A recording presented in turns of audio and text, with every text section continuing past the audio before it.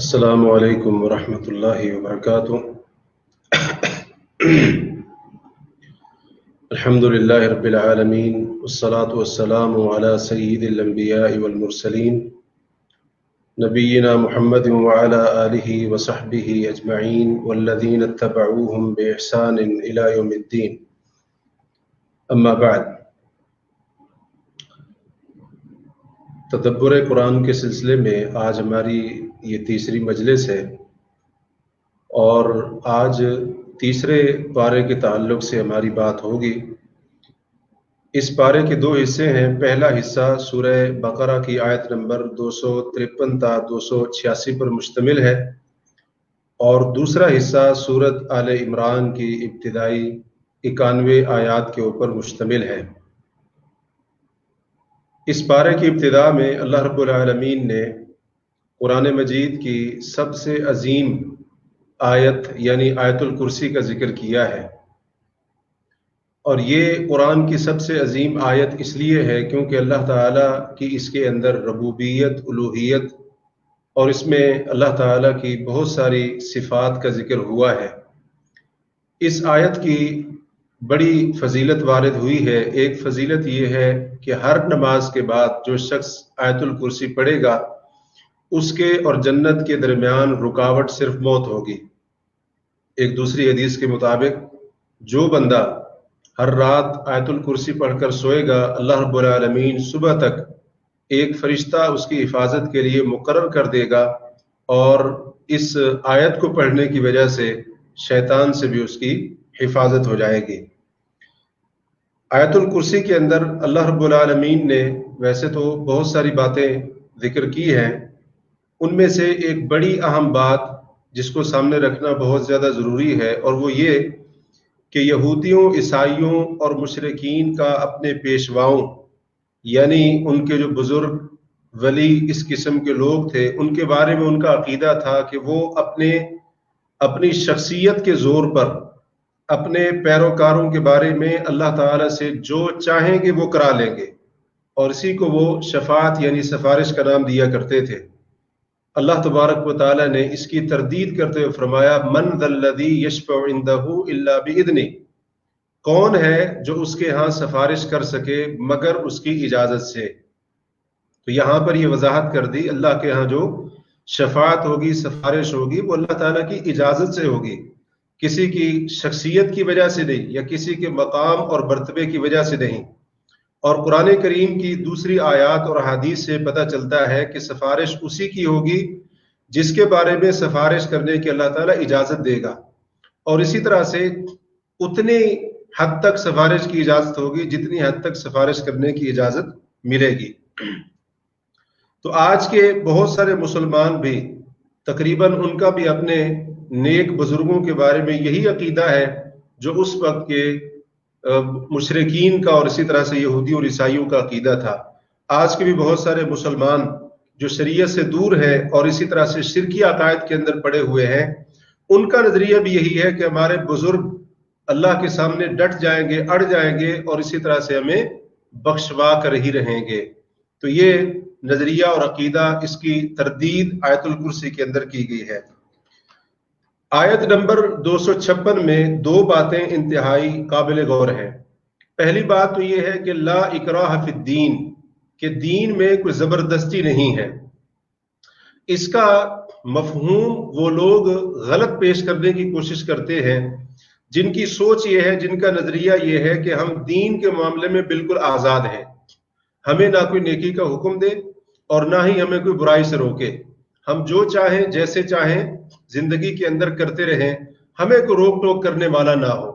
تو اس آیت کو دلیل بنایا جاتا ہے، حالانکہ اس آیت کا وہ مفہوم نہیں ہے۔ اگر اس کے شان نزول یعنی جس وجہ سے یہ آیت نازل ہوئی ہے اس کو سامنے رکھا جائے تو معلوم یہ ہوتا ہے کہ اس آیت کا معنی اور مفہوم یہ ہے کہ دین قبول کروانے میں کسی کے اوپر زبردستی نہیں کی جائے گی، یعنی کسی کو زبردستی کہا جائے کہ تم مسلمان ہو جاؤ، تم اسلام قبول کر لو، ہتھیار کے زور پر اور اسی طرح سے ڈنڈے کے زور پر اس کو مسلمان بنانا، اسلام قبول کروانا، اس کی اجازت اللہ تبارک و تعالیٰ نے نہیں دی ہے۔ ورنہ جو انسان اپنی خوشی سے، اپنی مرضی سے اس دین حق کو قبول کر لے اور اس دین کی حدود کے اندر آ جائے تو پھر اس کو دین کی تعلیمات کو ماننا، اس کے اوپر عمل کرنا، جن کاموں کا حکم ہے ان کی پابندی کرنا، جن سے روکا گیا ہے ان سے رک جانا، یہ پھر اس کی ذمہ داری ہوگی اور اس کا فریضہ ہوگا۔ دوسری آیات کو سامنے رکھا جائے تو اس آیت کا یہی مفہوم واضح ہو جاتا ہے۔ اللہ تعالیٰ نے فرمایا ادخلوا فی السلم کافہ، اے ایمان والو اسلام میں پورے کے پورے داخل ہو جاؤ۔ اگر اس آیت کا وہی مفہوم تھا کہ انسان آزاد ہے، جو چاہے مرضی کرتا رہے، تو پھر پورے کے پورے اسلام میں داخل ہو جاؤ، یہ حکم دینے کا کیا مطلب ہے؟ اسی طرح سے قرآن مجید کے اندر متعدد جگہوں پر اللہ اور اس کے رسول صلی اللہ علیہ وسلم کی اطاعت کا حکم دیا گیا ہے، تو پھر اس اطاعت کا کوئی معنی اور مفہوم نہیں بنتا ہے۔ دوسری بات، اس آیت کے اندر عقیدے کا ایک بڑا اہم اور بنیادی مسئلہ سمجھایا گیا ہے، اور وہ یہ ہے کہ اللہ تعالیٰ کی توحید پر ایمان لانے کے ساتھ ساتھ غیر اللہ کی عبادت کا انکار بھی ضروری ہے۔ یعنی اگر اللہ تعالیٰ کو کوئی شخص اکیلا مانتا ہے اور اسی طرح سے وہ اقرار کرتا ہے، اس کا یہ عقیدہ ہے کہ عبادت کے لائق صرف اللہ تعالیٰ ہے، تو اس کے اوپر یہ بات بھی ضروری ہو جاتی ہے کہ اللہ کے سوا دنیا کے اندر جس چیز کی، جس مخلوق کی جس شکل میں بھی عبادت کی جا رہی ہے، اس مخلوق کی عبادت کو باطل سمجھے اور اس کے ساتھ کفر کرے اور اس کی عبادت کا انکار کرے۔ جب تک یہ نظریہ نہیں ہوگا، جب تک یہ چیز نہیں ہوگی، اس وقت تک بندے کی توحید مکمل نہیں ہو سکتی ہے، اور اسی طرح سے اس کا ایمان بھی خالص نہیں ہو سکتا ہے۔ تو ایمان کے جو تقاضے ہیں ان کو پورا کرنے کے ساتھ ساتھ کفر کا انکار، اور اسی طرح سے غیر اللہ کی عبادت کا انکار، مشرکین کی غیر اللہ کی عبادت، اور اسی طرح سے بتوں کی عبادت، اور اسی طرح سے دیگر اشیاء کی عبادت، ان سب چیزوں کا انکار بھی ضروری ہوگا۔ اللہ تعالیٰ نے فرمایا فَمَن يَكْفُرْ بِالطَّاغُوتِ وَيُؤْمِن بِاللَّهِ فَقَدِ اسْتَمْسَكَ بِالْعُرْوَةِ الْوُثْقَىٰ، کہ جو طاغوت کا انکار کرے، طاغوت کے ساتھ کفر کرے اور اللہ پر ایمان لائے، تو اس نے مضبوط کڑے کو تھام لیا ہے۔ اور نبی صلی اللہ علیہ وسلم کی حدیث ہے، جس نے لا الہ الا اللہ کہا اور اللہ کے سوا جس چیز کی بھی عبادت کی جاتی ہے اس کے ساتھ اس نے کفر کیا، تو آپ صلی اللہ علیہ وسلم نے فرمایا یہ وہ مسلمان ہے جس کا خون اور جس کا مال حرام ہو جاتا ہے۔ تو پتہ یہ چلا کہ طاغوت کی عبادت کا انکار بھی ضروری ہے، اور اسی طرح سے شرکی عقائد، کفری عقائد، اور اسی طرح سے غیر اللہ کی عبادت، اس کا انکار بھی توحید کو خالص کرنے کے لیے اور ایمان کو خالص بنانے کے لیے ضروری ہے۔ پھر اس کے بعد اللہ رب العالمین نے اس پارے کے دوسرے رکوع کے اندر 3 بڑے اہم واقعات ذکر کیے ہیں۔ پہلا واقعہ ہے حضرت ابراہیم علیہ السلام کا نمرود بادشاہ کے ساتھ مناظرہ۔ جب حضرت ابراہیم نے اس متکبر اور اسی طرح سے سرکش بادشاہ کے سامنے یہ بات ذکر کی کہ میرا رب زندہ کرتا ہے اور مارتا ہے، تو آگے سے یہ اپنے اناد اور تکبر کی بنا پر کہنے لگا کہ میں بھی زندہ کرتا ہوں اور مارتا ہوں۔ تو پھر حضرت ابراہیم نے ایک ایسی دلیل دی جس کا اس کے پاس کوئی جواب نہیں تھا۔ حضرت ابراہیم نے کہا کہ اللہ تبارک و تعالی سورج کو مشرق سے نکالتا ہے، تم سورج کو مغرب سے نکال کر لاؤ۔ اس کے اوپر وہ ایسا خاموش ہوا، اس سے کوئی جواب نہ بن پڑا۔ اس واقعے کے اندر 2 بڑے اہم فوائد ہیں۔ ایک فائدہ تو یہ ہے کہ اللہ تعالیٰ کے وجود کو ثابت کیا جا رہا ہے، اور دوسرا فائدہ یہ ہے کہ دنیاوی نعمتیں اگر ان کے ساتھ اللہ پر صحیح معنوں میں ایمان نہ ہو تو یہ نعمتیں انسان کے لیے وبال جان بن جاتی ہیں، اور اس کے گناہوں کے اندر اس کی تباہی اور بربادی کا سبب اور ذریعہ بن جاتی ہیں۔ دوسرا واقعہ ایک شخص کا اور مشہور قول کے مطابق حضرت عزیر علیہ السلام کا ہے۔ وہ ایک بستی کے پاس سے گزرے، وہ ویران اور اجڑی ہوئی پڑی تھی، تو بطور تعجب انہوں نے کہا کہ اللہ تبارک و تعالیٰ اس کو کیسے زندہ کرے گا؟ تو اللہ تعالیٰ نے اس کو وہیں پر 100 سال کے لیے موت دے دی۔ 100 سال کے بعد ان کو زندہ کر کے پوچھا کہ آپ کتنا عرصہ ٹھہرے ہیں؟ انہوں نے کہا کہ 1 دن یا دن کا کچھ حصہ۔ تو اللہ نے بتایا کہ آپ یہاں پر 100 سال تک یہاں پر آپ ٹھہرے رہے ہیں۔ اللہ رب العالمین نے ان کے سامنے ان کے گدھے کو دوبارہ زندہ کیا اور پیدا کیا، جو بالکل ختم ہو کر ہڈیاں بن چکا تھا۔ اللہ رب العالمین نے اس کی ہڈیوں کو ان کے سامنے جوڑا، پھر اس کے اوپر گوشت چڑھایا، اور مکمل ان کا گدھا ان کی آنکھوں کے سامنے پیدا ہو کر زندہ ہو گیا۔ اور اسی طرح سے 100 سال گزرنے کے باوجود ان کا کھانا پینا وغیرہ وہ بالکل بدبودار اور خراب نہیں ہوا۔ تو اس واقعے کو بیان کر کے اللہ رب العالمین نے قیامت کے دن مردوں کو دوبارہ زندہ کرنے کی دلیل پیش کی ہے کہ جو رب 100 سال کے بعد زندہ کرنے پر قادر ہے، یقیناً وہ رب ہزاروں سالوں کے بعد بھی مارنے کے بعد زندہ کرنے کے اوپر قدرت رکھتا ہے۔ اور اس واقعے سے یہ بھی پتہ چلا کہ انبیاء کرام اور اللہ کے نیک بندے، ان کو غیب کا علم نہیں ہوتا ہے،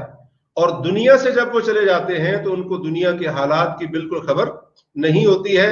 اگر ان کو معلوم ہوتا کہ 100 سال گزر گئے ہیں تو پھر یہ کہنے کی کیا ضرورت تھی کہ میں یہاں پر ایک دن یا آدھا دن رکا ہوں اور ٹھہرا ہوں۔ اور تیسرا واقعہ حضرت ابراہیم علیہ السلام کا ہے، جب انہوں نے اللہ تعالیٰ سے دعا کی کہ اللہ آپ مجھے دکھائیں کہ آپ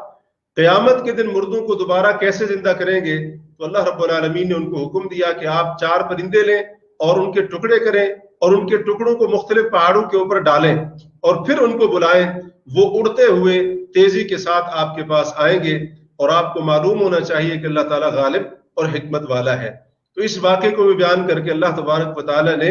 مرنے کے بعد دوبارہ جو اٹھائے جانے کا عقیدہ ہے، جس کو بعث بعد الموت کہا جاتا ہے، اس کو اللہ تعالیٰ نے یہاں پر ثابت کیا ہے۔ پھر اس کے بعد اگلی آیات کے اندر اللہ تبارک و تعالیٰ نے صدقہ، اللہ کی راہ میں مال خرچ کرنا، اس کے بہت سارے فضائل اور اس سے متعلقہ بہت سارے احکام ذکر کیے ہیں۔ صدقہ کے فضائل بیان کرتے ہوئے اللہ تعالیٰ نے یہاں پر بتایا کہ اللہ کی راہ میں خرچ کرنا، صدقہ کرنا، اللہ تعالیٰ اس کے اوپر کئی گنا انسان کو بڑھا کر دیتا ہے، اور اسی طرح سے صدقے کی وجہ سے گناہوں کی معافی اور گناہوں کا گرنا ختم ہونا، اور اسی طرح سے صدقے کی وجہ سے صدقہ کرنے والے کا، خرچ کرنے والے کا خوف اور غم سے نجات پانا، یہ کچھ فضائل اللہ تعالیٰ نے اس کے ذکر کیے ہیں۔ اور ساتھ ساتھ یہ ترغیب بھی دلائی ہے کہ صدقہ اللہ کی رضا کے لیے دل کی خوشی اور دل کے یقین سے کرنا چاہیے، اور صدقہ کی قبولیت کے لیے ضروری ہے کہ صدقہ کرنے والا ریاکاری، احسان جتلانے اور جس پر صدقہ کیا ہے اس کو تکلیف پہنچانے سے باز رہے، ورنہ ریاکاری وغیرہ کی وجہ سے اس کا صدقے کا اجر بالکل باطل اور ضائع ہو جائے گا۔ اور اسی طرح سے یہاں پر یہ بات بھی واضح کی گئی ہے کہ اچھی بات کرنا، لوگوں سے اچھی بات کرنا، احسن انداز سے گفتگو کرنا اور لوگوں کو معاف کرنا، درگزر کرنا، اس صدقے سے کہیں زیادہ بہتر ہے کہ جس صدقے کے اوپر احسان جتلایا جائے یا جس صدقے کے اوپر لوگوں کو تکلیف پہنچائی جائے۔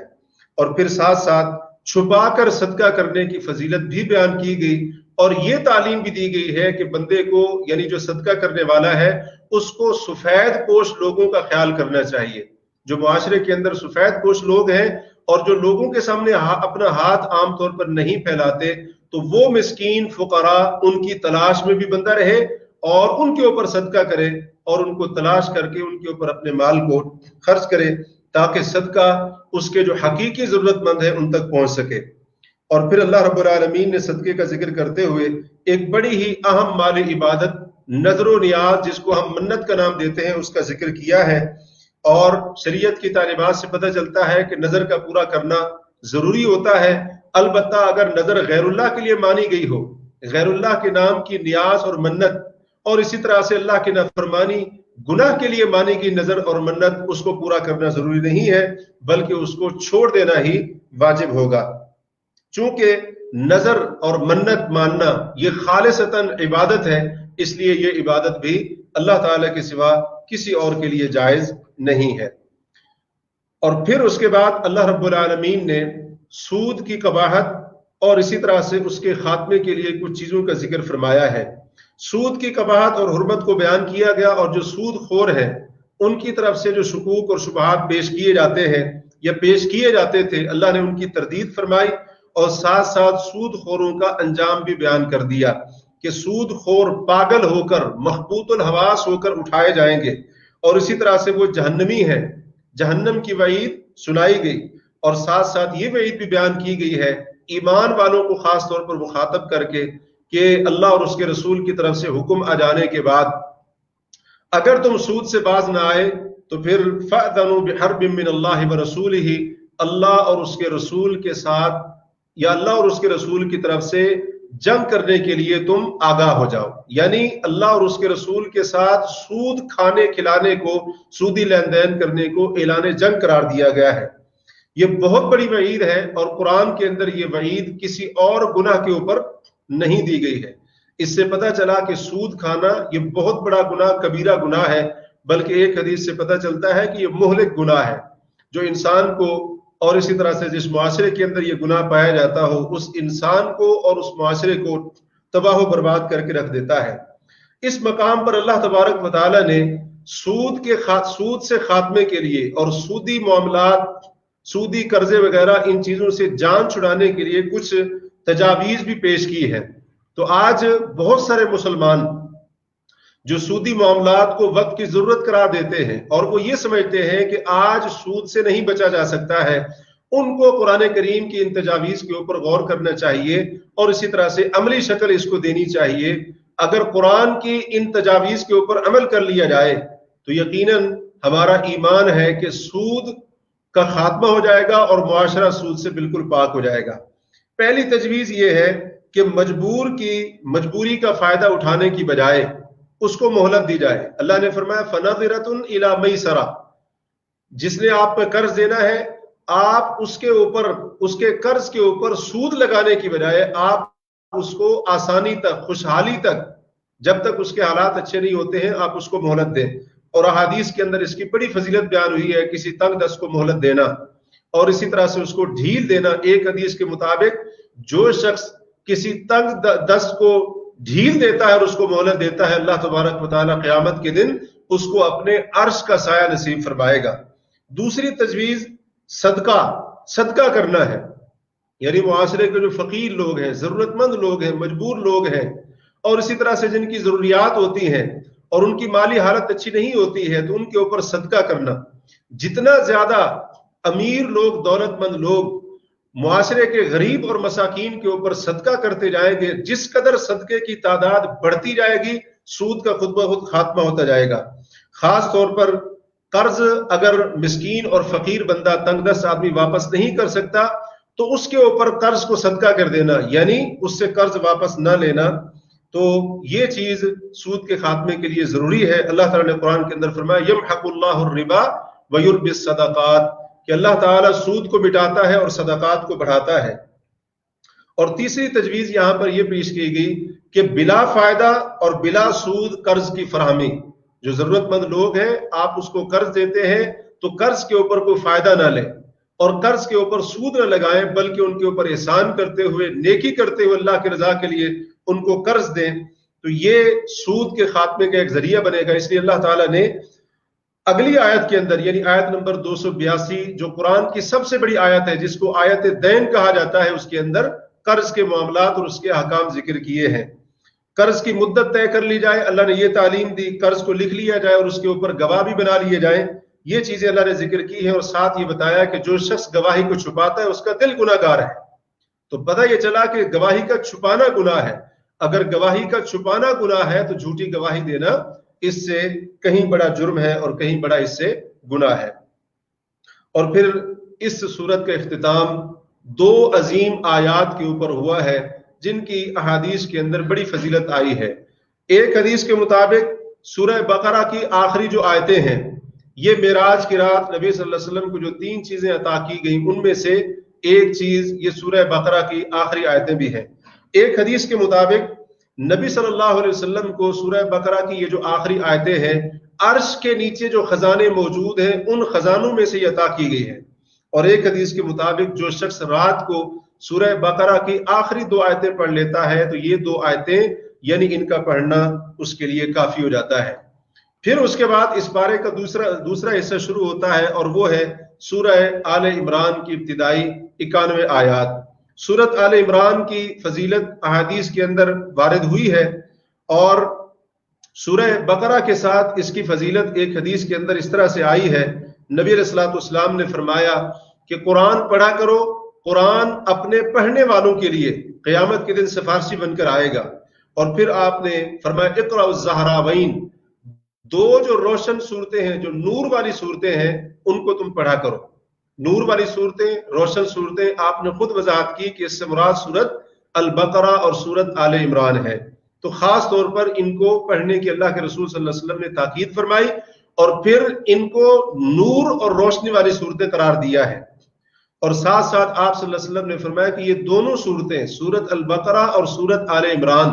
क़यामत के दिन अपने पढ़ने वाले के बारे में आकर अल्लाह ताला से झगड़ेंगी, माना यह है कि उसके हक में सिफारिश करेंगी। तो ये इस सूरत की फजीलत है। इस सूरत की इब्तिदा अल्लाह ताला की तौहीद से और अल्लाह ताला की दो अजीम सिफतों से हुई, अल हई अल क़य्यूम। और फिर अल्लाह रब्बुल आलमीन ने लोगों की हिदायत के लिए जो मुख्तलिफ किताबें नाज़िल फरमाई, उनका जिक्र करते हुए कुरान के नुज़ूल का भी जिक्र फरमाया और उसकी सदाकत और हक्कानियत को बयान किया। और फिर नबी सल्लल्लाहु अलैहि वसल्लम पर नाज़िल होने वाली किताब के ताल्लुक से लोगों की दो किस्में बयान की हैं। एक किस्म तो उन लोगों की है जो इल्म के अंदर पुख्ता है, तो वो कुरान की तमाम आयात के ऊपर ईमान रखते हैं और कुरान करीम की तमाम आयात के बारे में उनका यकीन होता है कि अल्लाह की ये कुरान के अंदर जितनी भी आयतें हैं, जितने भी अहकाम हैं, ये सब के सब अल्लाह की तरफ से हैं। और फिर साथ साथ वो अल्लाह से दुआएं करते हैं कि अल्लाह हमें हिदायत देने के बाद हमारे दिलों को गुमराह न कर देना, हमारे दिलों को फेर न देना। और अल्लाह से रहमत की वो दुआ करते हैं, रहमत का सवाल करते हैं। दूसरा गिरोह कुरान के ताल्लुक से उन लोगों का जिक्र हुआ है कि जो लोग फितना परवर होते हैं, यानी खुद भी फितनों के अंदर मुब्तला होते हैं और लोगों के अंदर भी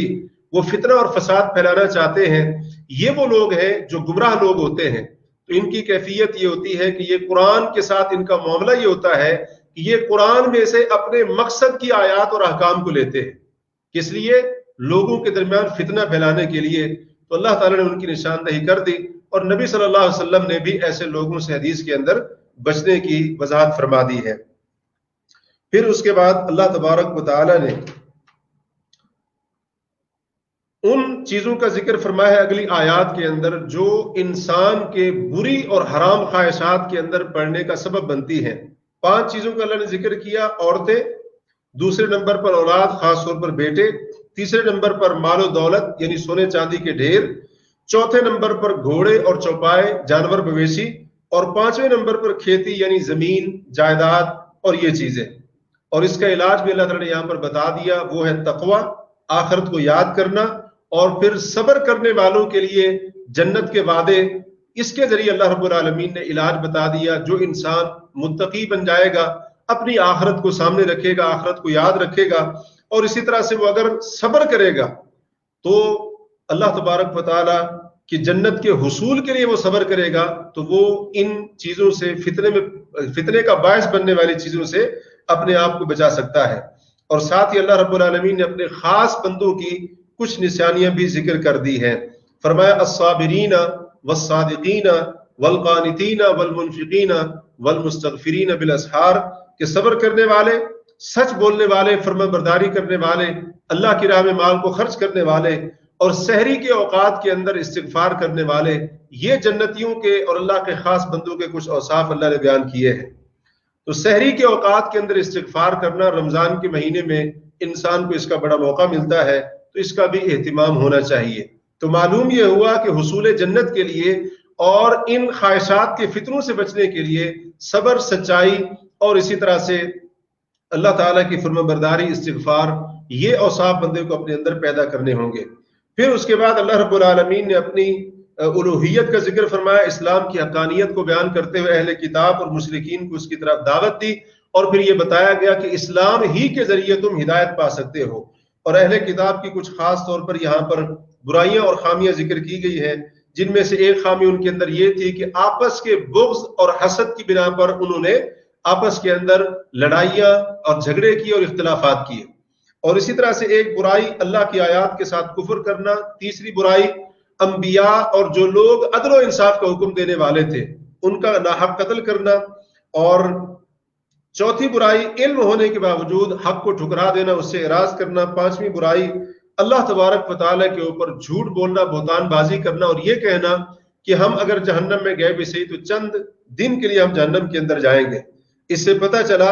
कि दीन में अपनी तरफ से मनगढ़ंत बातें शामिल करना, बिदआत का इजाद करना और दीन के बारे में बगैर इल्म के गुफ्तगू करना, ये बातें जितना बंदे के दीन और अकीदे को बिगाड़ती हैं उतना शायद कोई और चीज उसके दीन को नहीं बिगाड़ती है।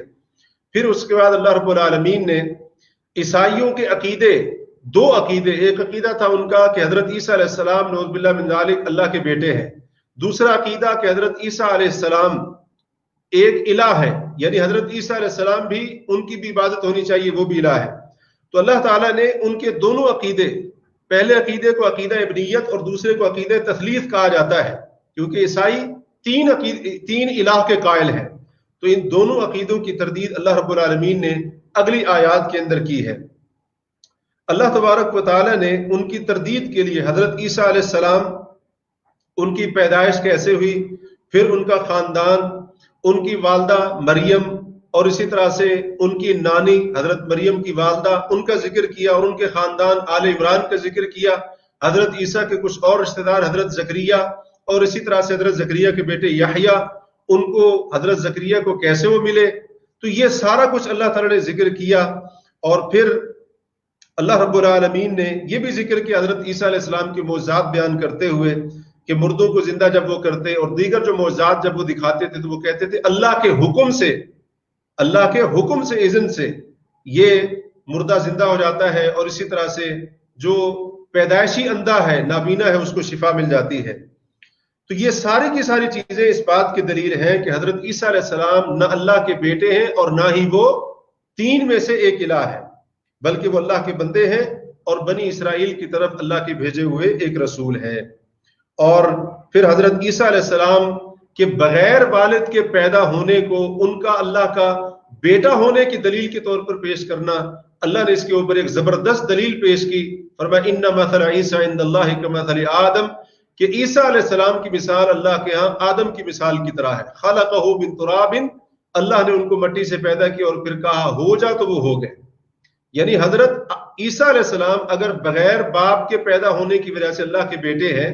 تو پھر تمہیں آدم علیہ السلام کو بالاولا اللہ کا بیٹا کہنا چاہیے، کیونکہ حضرت عیسیٰ علیہ السلام کی والدہ تو ہے نا، دنیا میں آنے کا ایک سبب تو موجود ہے. حضرت آدم علیہ السلام کے نہ والد تھے اور نہ ہی والدہ تھی. تو یہ زبردست اللہ تعالیٰ نے ان کے اس عقیدے کی تردید کے لیے یہ دلیل ذکر کی ہے، جبکہ عیسائی حضرت آدم علیہ السلام کو اللہ کا بیٹا نہیں مانتے ہیں. اور پھر اللہ رب العالمین نے یہ تعلیم دی، اگر اس کے باوجود بھی وہ ہٹ دھرمی کے اوپر اڑے ہوئے ہیں اور اسی طرح سے بضد ہیں اپنے کفری اور شرکی عقیدے کے اوپر، تو آپ ان کو مباہلہ کی دعوت دیں. مباہلہ کی دعوت کا معنی یہ ہے کہ انسان خود اور اسی طرح سے اس کا جو فریق مخالف ہے وہ، یہ دونوں فریق اپنے اپنے اہل و عیال بیوی بچوں کو لے کر نکلے اور اللہ تعالیٰ سے یہ دعا کریں کہ جو ہم میں سے باطل پر ہو، اسی طرح سے جھوٹ کے اوپر ہو، اس کے اوپر اللہ کی لعنت ہو. اس طرح سے یہ مباہلہ ہوتا ہے اور اس کی دعوت بھی ان کو دی گئی. تو یہ جو پورا ذکر ہوا ہے اس کے اندر بہت ساری باتیں وہ قابل غور ہیں. ان میں سے ایک بات قابل غور یہ ہے کہ والدین کی اپنی اولاد کے حق میں دعا، اس کی بڑی تاثیر ہوتی ہے. حضرت مریم کی والدہ نے یہ دعا کی تھی وَإِنِّي أُعِيذُهَا بِكَ وَذُرِّيَّتَهَا مِنَ الشَّيْطَانِ الرَّجِيمِ، کہ اللہ میں مریم کو اور اس کی اولاد کو شیطان مردود سے آپ کی پناہ میں دیتی ہوں. تو اس کا نتیجہ یہ نکلا کہ نبی علیہ الصلوۃ والسلام فرماتے ہیں ہر پیدا ہونے والا بچہ شیطان اس کو تکلیف پہنچاتا ہے سوائے مریم اور ان کے بیٹے حضرت عیسیٰ علیہ السلام کے. تو حضرت مریم کی والدہ کی دعا ان کے حق میں، ان کی اولاد کے حق میں قبول ہوئی اور شیطان ان دونوں کو تکلیف اور نقصان نہیں پہنچا سکا. دوسری چیز، حضرت مریم نے یہ نظر مانی تھی جب وہ پیٹ سے تھیں، حمل سے تھیں، تو انہوں نے نظر مانی تھی کہ اللہ جو میرے پیٹ میں ہے میں اس کو تیرے گھر یعنی بیت المقدس کی خدمت کے لیے آزاد کرنے کی نظر مانتی ہوں. تو ہم میں سے بھی ہمیں غور کرنا چاہیے، ہم میں سے بھی کسی نے کوئی ایسی نظر مانی ہے کہ ہم اللہ تعالیٰ سے یہ دعا کریں کہ یا اللہ مجھے نیک اولاد کر، مجھے بیٹا عطا فرما، اور میں اپنے بیٹے کو، اپنی اولاد کو تیرے دین کی خدمت کے لیے وقف کروں گا. تو یہ ان کے اخلاص کی برکت تھی کہ حضرت مریم، ان کے لیے اللہ رب العالمین نے، حالانکہ وہ بند حجرے اور کمرے کے اندر ہوتی تھی، اللہ تبارک و تعالیٰ نے جب بھی حضرت زکریا جاتے ان کے پاس تو اللہ نے ان کے لیے رزق کا انتظام کیا ہوتا تھا. وجد عندہا رزقا، تو ان کے پاس حضرت زکریا رزق پاتے تھے. پوچھا یہ کہاں سے ہے؟ وہ کہتی تھی اللہ کی طرف سے، اللہ تعالیٰ جس کو چاہے بغیر حساب کے رزق عطا کرتا ہے. تو یہ اسی کی برکت تھی، یہی اخلاص تھا ان کا کہ اللہ رب العالمین نے حضرت مریم ان کی بیٹی کے لیے اس طرح سے پھر رزق کا انتظام فرما دیا. یہاں پر قرآن کا ایک اہم اصول ذکر ہوا ہے اور وہ یہ کہ جو لڑکا ہے وہ لڑکی کی طرح نہیں ہوتا ہے، جس سے پتہ چلا کہ مرد اور عورت برابر نہیں ہو سکتے ہیں۔ پھر بھی اگر کوئی شخص کہتا ہے کہ مرد عورت برابر ہے، دونوں کی برابری کا تصور پیش کرتا ہے، تو یہ قرآن کے ساتھ بغاوت ہے۔ چوتھی بات، یہاں پر حضرت زکریا علیہ السلام کو بڑھاپے کے اندر اولاد ملنا، اس میں ان بے اولاد لوگوں کے لیے سبق ہے کہ وہ اولاد ملنے میں تاخیر ہونے کی وجہ سے اللہ تعالیٰ کی ذات سے مایوس نہ ہوں۔ انہیں اللہ تعالیٰ کی رحمت سے مایوس نہیں ہونا چاہیے، اور انہیں چاہیے کہ نیک اولاد کی اللہ تعالیٰ سے دعا بھی کرتے رہیں، اور ساتھ ساتھ صبح و شام بہت زیادہ اللہ تعالیٰ کی تسبیح اور اللہ کی حمد بیان کرتے رہیں۔ اور اس سے یہ بھی پتہ چلتا ہے کہ جو نبی ہوتے ہیں وہ مختار کل نہیں ہوتے ہیں، ان کو دنیا کے اندر دنیاوی معاملات کے اندر کوئی اختیار نہیں ہوتا ہے۔ اگر ایسا ہوتا تو حضرت زکریا علیہ السلام اس وقت سے پہلے جب اللہ نے ان کو بیٹا دیا، اس سے پہلے وہ اپنے لیے بیٹے کا انتظام کر لیتے۔ یہاں پر حضرت یحییٰ علیہ السلام کی ایک بڑی اہم صفت بیان ہوئی ہے، حصوراً۔ حصوراً یعنی جو گناہوں سے اپنے آپ کو بچائے ہوئے تھے۔ اس کا معنی یہ کیا گیا ہے کہ جو پاک دامنی اختیار کرتے ہوئے اپنے آپ کو گناہوں اور خواہشات سے بچانے والا ہو، اس کو حصور کہا جاتا ہے۔ اس میں نوجوانوں کے لیے خاص طور پر یہ درس ہے کہ وہ حضرت یحییٰ علیہ السلام کی سیرت کے اوپر چلتے ہوئے اپنے دامن کو گناہوں اور حرام خواہشات سے پاک رکھیں۔ پھر اس کے بعد اللہ رب العالمین نے اہل کتاب کو دعوت دی ہے دین کی طرف، توحید کی طرف، شرک سے بچنے کی، اور اسی طرح سے مسلمانوں کے خلاف وہ جو سازشیں کیا کرتے تھے، اللہ تعالیٰ نے ان کا بھی ذکر کیا کہ مسلمانوں کو گمراہ کرنے کی کوشش میں رہنا، اور آج تک یہ سلسلہ جاری ہے۔ اور اسی طرح سے حق کو باطل کے ساتھ خلط ملط کرنا، حق کو چھپانا، مسلمانوں کو دین سے ہٹانے کے لیے، پھیرنے کے لیے، کچھ وقت کے لیے ایمان کا دعویٰ کرنا، بظاہر مسلمان اور مومن بن جانا، اور بعد میں مرتد ہو جانا، یہ ایک بڑی خطرناک ان کی سازش اور چال تھی، مسلمانوں کو اور کمزور ایمان والوں کو دین سے ہٹانے کے لیے اور دین سے پھیرنے کے لیے۔ تو یہ ان کی چال بھی یہاں پر بیان ہوئی ہے۔ لوگوں کا مال، خاص طور پر جو ان پڑھ اور جاہل لوگ تھے، ان کے مال ناحق کھانا، اور یہ کہنا کہ اس کے اوپر ہمیں کوئی گناہ نہیں ہوگا، کوئی پکڑ نہیں ہوگی، اور جان بوجھ کر اللہ کے اوپر جھوٹ بولنا، اور اللہ تعالیٰ کے ساتھ کیے گئے وعدوں اور اپنی قسموں کے بدلے میں، یعنی قسموں کو توڑ کر دنیا کا تھوڑا سا مال اور فائدہ لینا، یہ بھی ان کے اندر برائی موجود تھی۔ زبان کو مروڑ کر کتاب پڑھتے، تورات پڑھتے، تاکہ عوام کو یہ لگے کہ وہ صحیح بات کر رہے ہیں، لیکن حقیقت میں کیا ہوتا تھا، وہ صرف تاثر دے رہے ہوتے تھے۔ تورات کی اس آیت کے اندر یا انجیل کے اس مقام کے اندر وہ بات نہیں ہوتی تھی، وہ مسئلہ نہیں ہوتا تھا جس کا وہ ذکر کرنا چاہ رہے ہوتے تھے، اور پھر اس کے اندر اپنی طرف سے تبدیلی اور تعریف کرنا، یہ برائی بھی ان کے اندر موجود تھی۔ اور آج بہت سارے مسلمانوں کے اندر یہی چیز موجود ہے کہ وہ پڑھیں گے تو قرآن کی آیت، لیکن اس کے اوپر مسئلہ اپنا خود ساختہ اور بنایا ہوا پیش کریں گے۔ اب جو عام بندہ ہے اس کو یہی لگے گا کہ مولوی صاحب قرآن پڑھ رہے ہیں اور قرآن سے ہمیں مسئلہ بتا رہے ہیں۔ تو جیسا کہ بعض لوگ انہوں نے اپنے جو خود ساختہ مسائل بنا رکھے ہیں، تو ان کے اس بات کے لیے وہ اس کو شریعت کا نام دیتے ہیں کہ شریعت کے اندر یہ مسئلہ ہے، حالانکہ شریعت جو قرآن اور حدیث کا نام ہے، اس کے اندر وہ مسئلہ اس کا بالکل ذکر نہیں ہوتا ہے۔ پھر اس کے بعد اللہ رب العالمین نے یہاں پر ایک بڑا ہی اہم درس ہمیں دیا ہے، اور وہ یہ ہے کہ اہل کتاب میں سے جو خائن اور بددیانت لوگوں کا ناحق مال کھانے والے تھے، ان کا ذکر کرتے ہوئے اللہ نے فرمایا ان میں سے کچھ ایسے بھی ہیں، اگر ان کو بہت بڑا خزانہ تم دے دو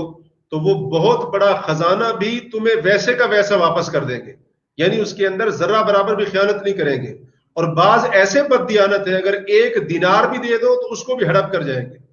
تو اللہ نے جہاں پر خیانت کرنے والوں کا ذکر کیا ہے، وہاں پر ان کے جو امانت دار لوگ تھے، دیانت دار لوگ تھے، ان کا ذکر کر کے ہمیں یہ درس دیا ہے